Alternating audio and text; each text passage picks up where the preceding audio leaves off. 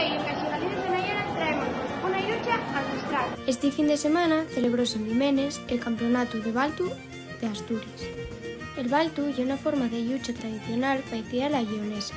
El nombre proviene del asturionés baltear, que significa derribar.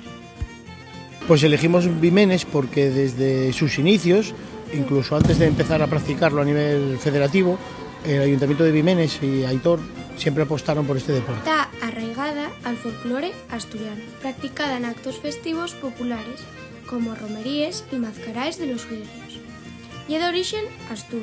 Estrabón, el famoso historiador y geógrafo griego, na súa xeografía, al falar de los pueblos del norte de la península ibérica, ya falaban que yuchaban en Sinardes.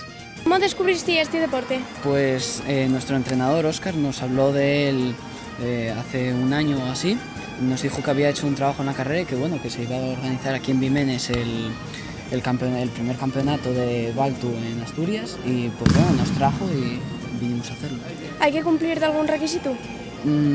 Actitud, como dice nuestro entrenador, y más que nada pues saber un poco pues alguna técnica para poder tirar al otro. ¿Cuántas horas practicáis el deporte semanalmente? Pues lo asociados a ellos pues una hora, hora y media. Existen dos tipos de modalidades, la lucha de cuerpo a cuerpo y la lucha a petrina. ¿Cuánto tiempo fue que estás en Baltu? No, empecé hace nada, pero me gustaría seguir con él.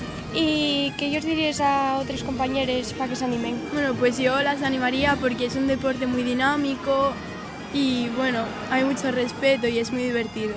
El combate consta de un asalto único, donde el luchador que derribe al contrario, en sin soltar la garra inicial, gana. Está permitido el uso de las piernas, pero está prohibido agarrar de la cabeza, así como golpear, luxaciones, técnicas de dolor y abandono. Y voló. Está claro que este deporte es muy de la seguiremos intentándolo con otros.